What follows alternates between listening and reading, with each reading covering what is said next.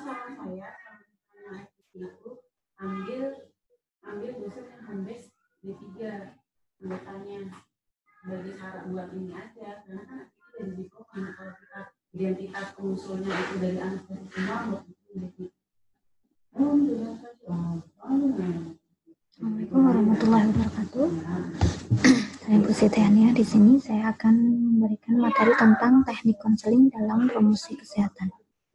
Oke, 30 menit ke depan saya akan masuk dengan materi tentang teknik konseling yang berhubungan dengan promosi kesehatan. Apakah Anda sudah siap dengan materi perkuliahan hari ini? Kalau sudah siap, mari kita mulai dengan membaca basmalah terlebih dahulu. Bismillahirrahmanirrahim. Saya akan memulai dengan apa itu definisi konseling. Jadi mungkin Anda sering melihat dalam promosi kesehatan di mana konseling itu adalah bertatap muka langsung dengan pasien atau respondennya. Nah, dalam pengertian hal ini, konseling adalah sebuah interaksi yang terjadi antara dua orang individu atau lebih yang masing-masing disebut konselor dan klien. Jadi si pemberi konseling itu disebut konselor dan individu yang menginginkan untuk dikonselingi itu disebut klien. Terjadi dalam suasana yang profesional dan dilakukan dan dijaga sebagai alat untuk memudahkan perubahan dalam tingkah laku klien. Ini menurut Lubis 2011. Sedangkan menurut Lewis, konseling adalah proses mengenai seseorang individu yang sedang mengalami masalah. Jadi klien tersebut pasti harus mempunyai masalah terlebih dahulu. Hal ini menginginkan untuk dibantu untuk merasa dan bertingkah laku dalam suasana yang lebih menyenangkan melalui interaksi dengan seseorang yang bermasalah yang menyediakan informasi dan reaksi-reaksi yang merangsang klien untuk mengembangkan tingkah laku yang memungkinkan kliennya berperan secara lebih efektif bagi dirinya sendiri dan lingkungannya. Jadi sebenarnya seorang konselor di sini membantu klien agar bisa merasa dan bertingkah laku dalam suasana yang lebih menyenangkan melalui sebuah interaksi dengan seseorang yang paling mengetahui tentang masalahnya, yang bisa menyediakan informasi sehingga orang tersebut dapat membuat reaksi atau dapat mengembangkan tingkah laku yang memungkinkan si klien tersebut supaya bisa berperan secara lebih efektif bagi dirinya dan lingkungannya. Oke. Sedangkan menurut Roger, konseling dapat diartikan sebagai hubungan yang membantu di mana konselor bertujuan meningkatkan kemampuan dan fungsi mental klien. Jadi seorang konselor di sini konselor bertujuan meningkatkan kemampuan fungsi mental klien. Dari dalam hubungan dokter dan perawat dan pasien dapat dikatakan bahwa dokter atau perawat disebut sebagai pihak yang membantu atau konselor dan pasien sebagai pihak yang terbantu atau klien tersebut. Sekarang kita akan membedakan perbedaan antara motivasi, penyuluhan, dan konseling.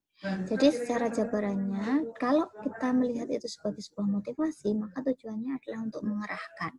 Isinya adalah promosi dan arah pembicaranya adalah searah, serta sifatnya adalah kepentingan tugas. Sedangkan dalam penyuluhan, tujuan dari penyuluhan sendiri adalah untuk menjelaskan, isi dari pemberian materinya adalah edukatif, dan pembicaraannya adalah berat sebelah, satu arah atau berat sebelah, dan sifatnya adalah kewajiban petugas. Sedangkan kalau konseling, di sini tujuannya adalah untuk membimbing dan isinya adalah sebuah fakta atau masalah yang berkaitan dengan pasien tersebut. Isi pembicaraannya adalah dua arah, antara konselor dengan klien ini harus saling memberikan arah serta sifatnya adalah untuk kepentingan klien. Sekarang kita akan beranjak kepada tujuan dari konseling. Tujuan dari konseling sendiri adalah untuk aktualisasi diri, pertumbuhan dan perkembangan kepribadian pasien, dan memahami orang lain serta memberikan aktivitas serta kompetensi. Maksudnya apa? Tujuan dari konseling maksudnya adalah untuk aktualisasi diri. Di sini konseling yang dilakukan dapat menggali dan mengembangkan potensi yang ada dalam pasien. Jadi aktualisasi diri dari kebutuhan dari pasien sendiri. Sedangkan untuk pertumbuhan dan perkembangan kepribadian pasien, dengan konseling pasien maka akan menjadi lebih bijaksana dalam menghadapi masalah kesehatan yang dihadapinya. Untuk tujuan konseling yang ketiga yaitu untuk memahami orang lain. Di sini konseling ditujukan untuk menumbuhkan sikap saling menghargai atau peduli serta menjaga dan privasi orang lain. Sedangkan fungsi efektif di sini adalah tujuannya setelah mengikuti konseling, maka klien diharapkan memiliki kemampuan menjalani hidup yang lebih efektif, efisien, dan sistematis dalam memilih alternatif pemecahan masalah yang sedang dihadapi. Jadi dia dibuat untuk lebih efektif dan efisien dalam memecahkan masalahnya. Dari segi kompetensi, di sini maksudnya adalah tujuan meningkatnya kemampuan kognitif dan afektif serta aspek perilaku yang merupakan salah satu tujuan penting dari pelaksanaan konseling. Kemampuan pasien dalam suatu masalah dalam pelaksanaan penyelesaian masalah merupakan contoh kompetensi yang dimiliki pasien atau klien setelah mengikuti konseling. Tujuan konseling dibagi menjadi 3 kelompok. Tujuan yang pertama untuk mengubah penyesuaian perilaku yang salah. Maksudnya adalah dengan bantuan konseling, maka perilaku pasien yang salah selama ini akan diubah menjadi perilaku yang sehat. Dan tujuan yang kedua adalah belajar membuat keputusan. Konseling di sini lebih ditujukan kepada klien dengan masalah psikologis. Tujuan yang ketiga adalah mencegah timbulnya masalah. Menurut Notos Sudirjo dan Latipun, mencegah munculnya masalah terdiri dari 3 pengertian, yaitu mencegah agar masalah tidak menimbulkan hambatan di kemudian hari, mencegah agar masalah tidak berkepanjangan, dan mencegah agar masalah tidak menimbulkan gangguan yang menetap. Jadi mencegah timbulnya masalah ini ada 3 tadi ya. Mencegah agar masalah tidak menimbulkan hambatan di kemudian hari, tidak berkepanjangan, dan tidak menimbulkan gangguan yang menetap. Tujuan konseling yang berdasarkan pendekatan tingkah laku di sini yang digunakan dalam proses konseling adalah menghapus tingkah laku maladaptif atau tadi kan mengubah perilaku yang salah menjadi perilaku yang benar atau menghapus pola tingkah laku yang maladaptif. Kemudian mempelajari pola tingkah laku konstruktif dan mengubah tingkah laku. Jadi di sini adalah menghapus tingkah laku yang tidak sesuai, mempelajari pola tingkah laku yang lebih baik lagi, dan mengubah tingkah laku. Fungsi konseling yaitu yang pertama adalah untuk fungsi pencegahan. Fungsi pencegahan yaitu mencegah terjadinya masalah yang dapat mengganggu kebutuhan dasar pasien. Misalnya, rasa nyeri pada kaki yang sangat hebat dapat mengganggu tidur pasien di malam hari. Nah, ini fungsi pencegahan. Jadi, tujuan konseling tersebut adalah mencegah supaya masalah tersebut tidak tambah lebih berat lagi mengganggu sistem tubuh yang lain. Kemudian adalah fungsi adaptasi. Kelainan yang terjadi dari yang dirasakan pasien akibat penyakit yang diderita saat ini memerlukan pengetahuan agar pasien dapat menerima dan menyesuaikan diri dengan perubahan yang terjadi. Nah, ini fungsi adaptasi adalah menerima kondisi yang terjadi supaya bisa beradaptasi terhadap kondisi tersebut. Kemudian fungsi perbaikan adalah kebutuhan yang dirasakan pada pasien memerlukan penjelasan sehingga pasien mau dan mampu mengatasi potensi dirinya dan mengurangi keluhan yang ada. Kemudian fungsi pengembangan di sini konseling dapat mengubah pengetahuan, meningkatkan pengetahuan dan meningkatkan kemampuan yang dimiliki sehingga dapat meringankan atau mengatasi masalah kesehatannya. Ada beberapa macam konseling. Tadi konseling yang individu, sekarang kita akan mengajak pada konseling kelompok. Pada awalnya memang pelaksanaan konseling dilakukan secara perorangan antara konselor dan klien. Tetapi seiring dengan perkembangan ilmu pengetahuan, maka konseling penerapannya di berbagai bidang, maka terciptalah konsep konseling kelompok. Konseling kelompok adalah proses konseling yang dilakukan seorang konselor dengan beberapa orang klien dalam waktu bersamaan yang membicarakan satu permasalahan. Nah, inilah yang disebut dengan konseling kelompok. Jadi misalnya ada kelompok, nanti akan saya jelaskan ada kelompok lansia, kelompok dewasa, kelompok anak-anak, kelompok pelajar, remaja, dan lain sebagainya. Tujuan konseling kelompok dapat digunakan untuk fungsi terapeutik, kemudian fungsi pendidikan, dan fungsi dari kombinasi keduanya. Konseling kelompok dapat menjadi media yang dapat memberikan pemahaman dan dukungan yang mendorong para anggotanya untuk dapat mengeksplorasi permasalahan satu sama lain.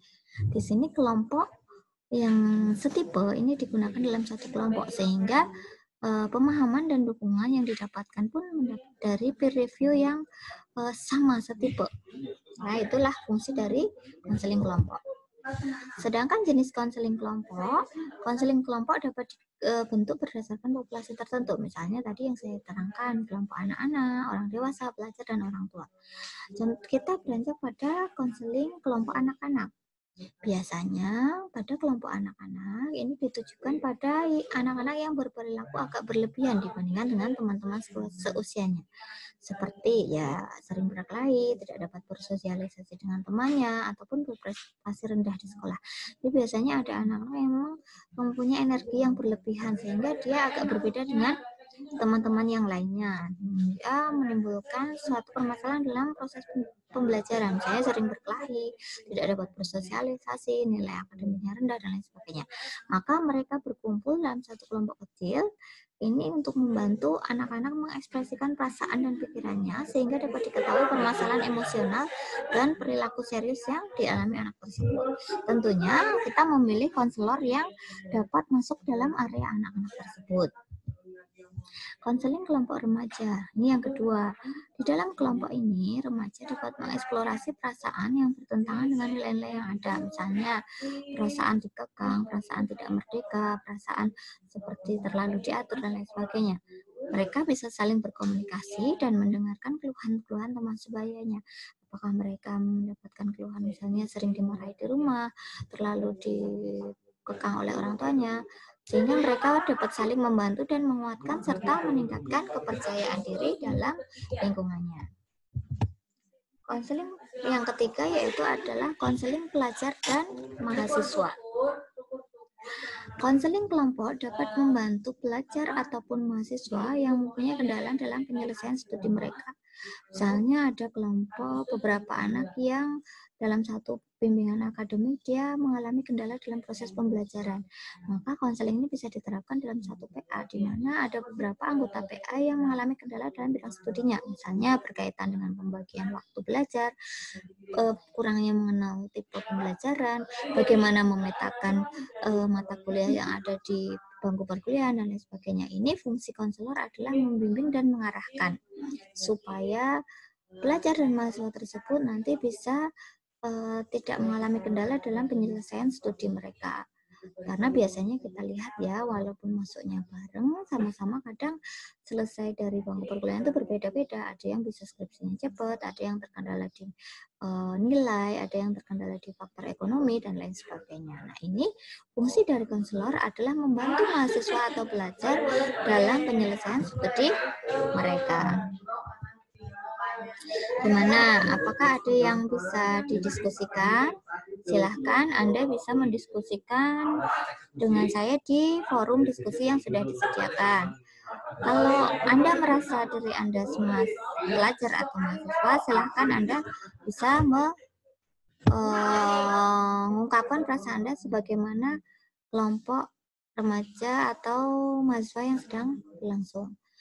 Kelompok konseling yang selanjutnya adalah kelompok konseling lansia. Hampir sama dengan remaja, maka kelompok konseling lansia ini tujuannya adalah untuk meningkatkan kepercayaan diri pada lansia yang sering merasa tidak produktif lagi, tidak diperlukan dan tidak diinginkan sehingga menimbulkan depresi. Coba sekarang Anda amati lingkungan di sekitar rumah Anda. Apakah lansia yang ada di sekitar Anda merasakan hal yang sama? Misalnya tidak produktif lagi, tidak merasa tidak diperlukan lagi, atau bahkan menimbulkan depresi. Nah, ini kita dapat melihat atau mengumpulkan lansia-lansia tersebut dalam suatu kelompok sehingga pemecahan masalahnya pun bisa untuk dilakukan.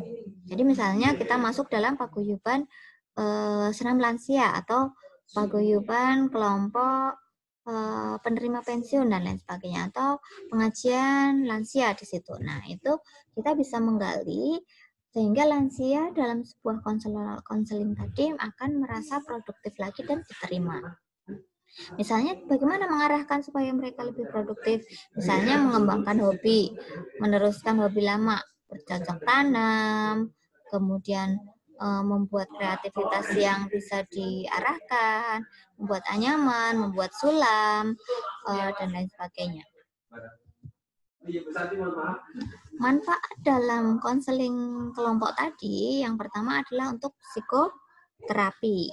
Psikoterapi adalah untuk mengatasi gangguan emosional dan perilaku yang dialami oleh kelompok tersebut. Kemudian yang kedua adalah psikoedukasi, di mana edukasi dan pengobatan tadi dilakukan pada kelompok misalnya seperti HIV, talasemia, infertilitas, dan lain sebagainya.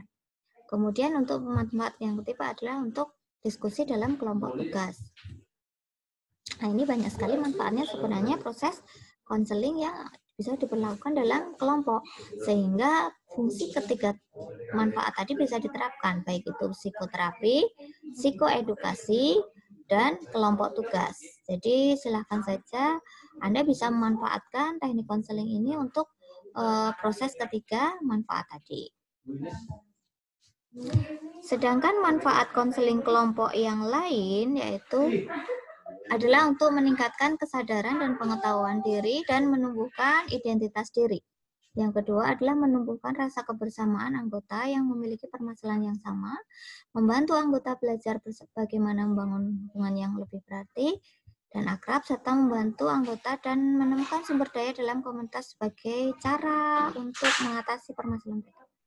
Meningkatkan penerimaan diri, kepercayaan diri, dan harga diri, serta mempelajari cara untuk mengekspresikan emosi seseorang.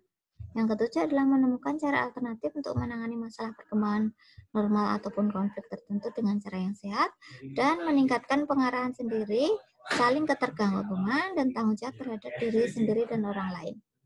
Jadi yang pertama meningkatkan kesadaran dan pengetahuan diri, untuk menimbulkan identitas diri. Jadi seseorang itu harus disadarkan dulu di prior knowledge-nya seperti apa, sehingga identitas dirinya dapat terbina dengan baik. Yang kedua, menumbuhkan rasa kebersamaan. Dalam anggota kelompok yang sama, dia akan memiliki rasa untuk saling memiliki dan rasa senasib. Jadi mereka memiliki rasa kebersamaan yang lebih kuat. Kemudian membantu anggota untuk belajar bagaimana membangun hubungan yang berarti. Jadi mereka belajar untuk membangun hubungan antara sesama anggota kelompok dalam kelompok yang sama tadi, sehingga memungkinkan mereka untuk lebih akrab dan menemukan sumber daya yang sama. Yang selanjutnya adalah mengatasi permasalahan mereka, meningkatkan penerimaan diri atau kepercayaan diri, harga diri, dan mencapai pandangan baru yang sama terhadap diri mereka. Yang selanjutnya adalah mempelajari cara untuk mengekspresikan emosi dan menemukan cara alternatif serta meningkatkan pengarahannya. Sekarang kita akan beranjak dengan bagaimana sebenarnya cara pelaksanaan konseling dalam kelompok. Ada beberapa versi ya ketika pelaksanaan konseling itu dilakukan. Menurut West dan Allen 2011, jumlah yang paling ideal dalam konseling kelompok maka akan sangat bergantung pada usia anggotanya. Misalnya, dalam kelompok anak-anak tentunya dibatasi supaya anggotanya tidak terlalu banyak karena biasanya dinamikanya akan lebih sulit. Pelaksanaan konseling kelompok, misalnya kelompok anak usia sekolah dapat terdiri hanya sampai 4-5 orang saja. Ini beda dengan kelompok remaja ataupun dewasa, di mana eksplorasi anggotanya akan lebih bisa dioptimalkan. Ini kelompoknya bisa sampai 8-10 orang. Jadi maksimal 10 orang. Jumlah anggota kelompok tidak terlalu sedikit agar dapat tercipta interaksi, tetapi tidak terlalu banyak agar setiap anggota kelompok mereka dapat terlibat dalam diskusi kelompok. Ini tidak boleh juga kurang dari 4, karena nanti jadinya curhat. Nah, kalau lebih terlalu banyak, justru malah anggota kelompok tidak bisa terlibat dalam diskusi karena kesempatan yang diberikan akan lebih sedikit. Nah, ini sehingga perbedaan jumlah kelompok ini berdasarkan antara usia yang dilibatkan dalam anggota kelompok tersebut.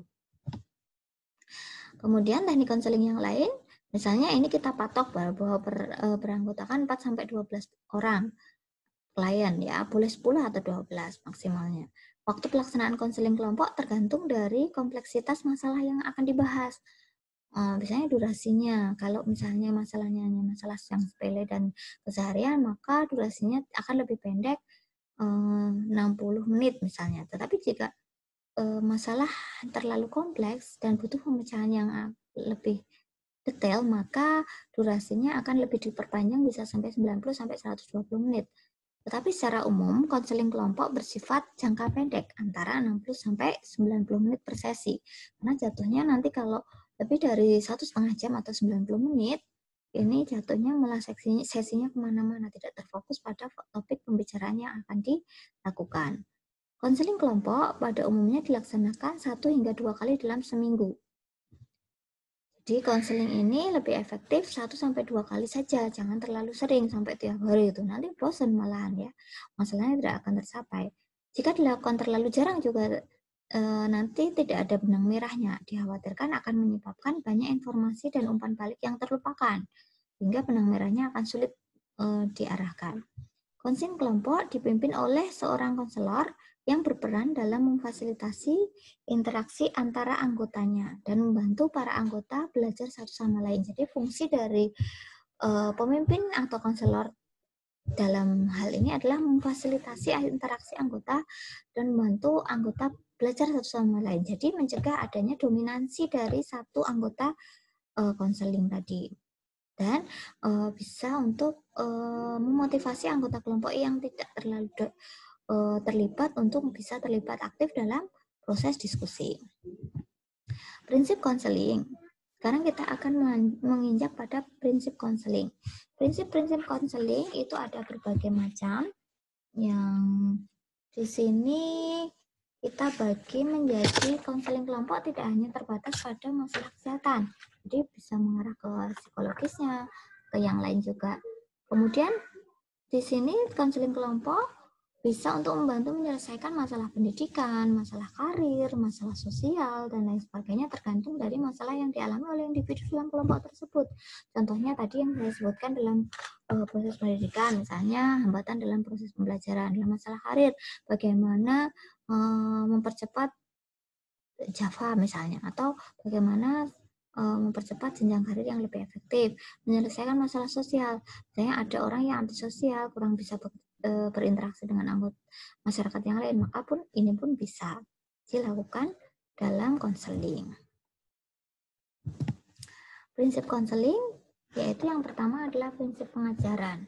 Apa maksud dari prinsip pengajaran di sini? Di dalam hal ini, pasien mempunyai kesempatan untuk mendapatkan informasi dan pengalaman dari petugas kesehatan selaku konselor. Kemudian dari nasihat dan bimbingan, prinsip konseling yang kedua untuk memberikan nasihat dan bimbingan. Konselor harus mempunyai keterampilan, pengetahuan, dan memotivasi agar proses membimbing serta memberikan saran pada pasien agar permasalahan pasien dapat berkurang.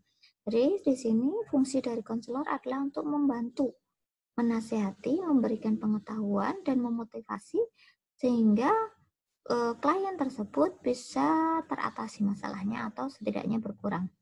Tindakan langsung di sini maksudnya konselor harus mempunyai pengetahuan atau wawasan dan pengalaman yang memadai untuk menghindari kemungkinan negatif dari pasien yang tidak diharapkan. Apa contoh kemungkinan negatif? Misalnya dia tidak mau terjadi intervensi yang terlalu dalam dan lain sebagainya, penolakan dan lain sebagainya. Pengelolaan. Fungsi dari prinsip konseling adalah pengelolaan. Konselor harus memiliki keterampilan dalam mengelola emosi pasien dan dirinya agar konseling dapat berjalan dengan efektif. Boundary violence, jadi ada ikatan tapi tidak boleh terlalu dalam.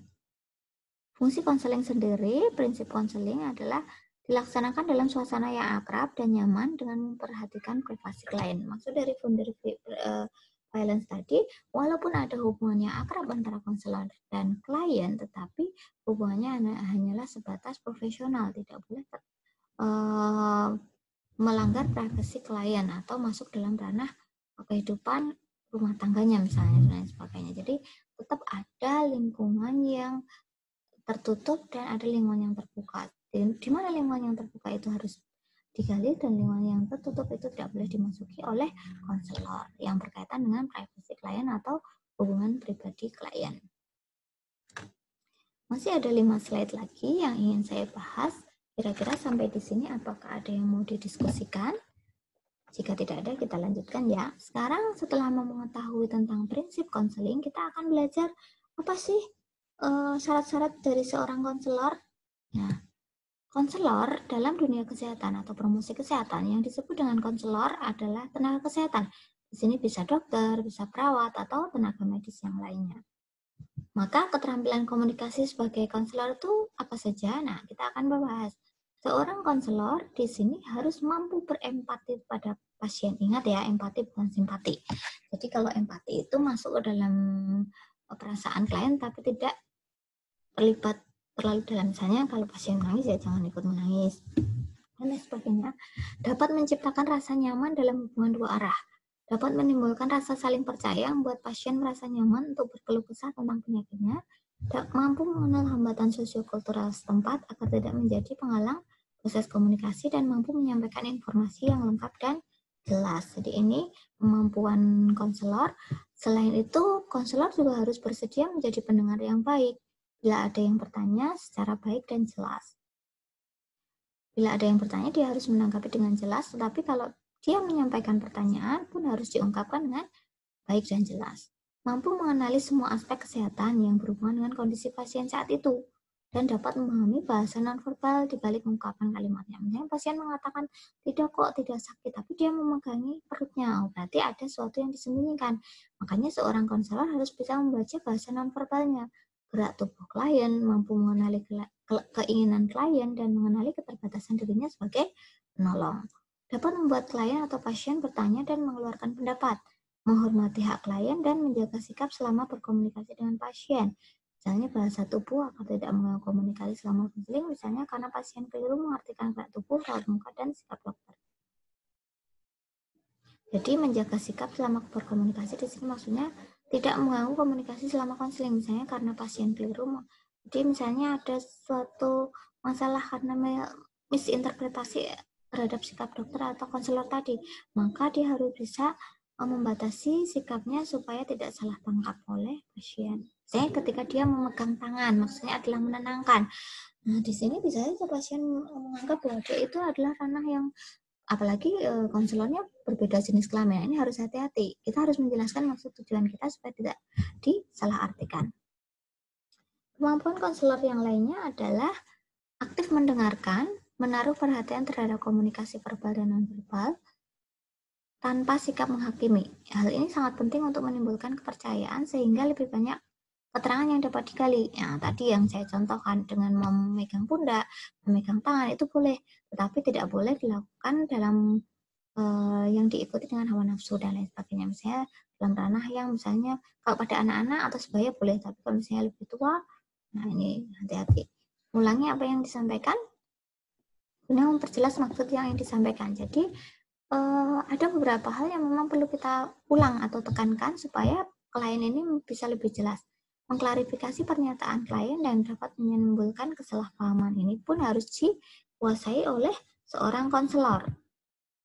Bisa menyimpulkan hal penting yang terjadi selama interaksi kelompok dan menanyakan pertanyaan yang dapat membuat klien dapat mengeluarkan pendapat atau pengalamannya, seperti pertanyaan apa atau bagaimana yang berkaitan dengan perilaku klien terhadap suatu masalah. Jadi pertanyaan yang terbuka, jangan pertanyaan yang iya tidak. Karena kalau pertanyaan tertutup jawabannya iya tidak, itu akan membatasi keterangan yang akan disampaikan oleh klien. Bisa menerangkan hal yang dapat menjelaskan pemikiran, perasaan, atau perilaku. Misalnya pasien terlihat cemas, Anda bisa menggali misalnya nampaknya Anda tidak nyaman hari ini, sehingga apa yang saya lihat Anda memegangi tangan, berulang kali menutup mulut dan lain sebagainya. Nah, itu bisa menerangkan hal-hal yang dapat menjelaskan pemikiran. Memfasilitasi komunikasi langsung antara beberapa klien dalam kelompok sehingga timbul kebersamaan, mencairkan suasana. Jadi ada ice breaking terlebih dahulu. Bagaimana supaya suasananya tidak kaku dalam sebuah kelompok, atau membatasi pembicaraan yang tidak sesuai dengan topik di antara klien. Misalnya ada satu pasien yang terlalu mendominasi atau dia bicaranya itu di luar konteks. Nah, ini harus dibatasi oleh konselor, di mana dia harus bisa mengarahkan pada topik yang sedang berkaitan saat itu.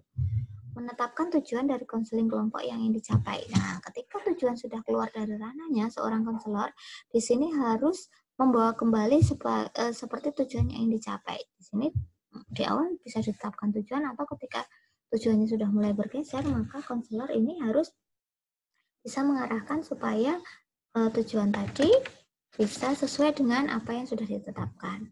Oke, Seperti itu apa yang ingin saya sampaikan. Tentunya sangat sedikit sekali ilmu yang bisa kita pelajari hari ini. Jadi bedanya dengan promkes dan konseling ini tadi, kalau penyuluhan kan masih ingat apa? Titik berat adalah tugas dari petugas penyuluh. Tapi kalau konseling ini menekankan pada kebutuhan klien, masalah klien dan lain sebagainya. Dan sifatnya dua arah. Kalau penyuluhan kesehatan atau konseling atau promkes itu kan sifatnya satu arah. Nanti kalaupun ada pertanyaan maka di akhir. Kalau ini setiap kali sesi diskusi maka bisa dua arah karena sifatnya adalah menggali perasaan ataupun menggali masalah yang sedang dihadapi pasien atau klien sehingga masalah tersebut bisa dipecahkan berdasarkan kemampuan dari optimalisasi pasien tersebut. Terima kasih atas perhatiannya. Semoga apa yang bisa saya jelaskan tadi bisa diterima dengan baik. Akhiri, Assalamualaikum warahmatullahi wabarakatuh. Jangan lupa bisa subscribe channel saya, bisa di like. Terima kasih. Ketemu lagi di mata kuliah selanjutnya di semester depan. Karena ini mata kuliah saya yang terakhir di promosi kesehatan selama menghadapi UAS. Jika nanti ada praktikum berkaitan dengan promosi kesehatan, kita bisa berdiskusi kembali. Terima kasih. Assalamualaikum.